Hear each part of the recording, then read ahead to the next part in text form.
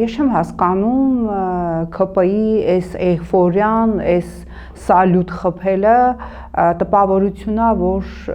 Արցախն են հետ բերել, տպավորությունն է, որ Թուրքի հանդեպ հաղթանակ են տարել։ Իրականում ձայների տարբերությունը ընդամենը 700 ձայն է իշխանության թեկնածու Արգիշտի Մեխակյանի եւ հավաքական ընդդիմության ձայների տարբերությունը 700 ձայն է այն դեպքում, երբ որ վաղար շաբաթ խոշորացված համայնքի ընտրական իրավունք ունեցողների 44%-ը չի մասնակցել ընտրությանը։ Դա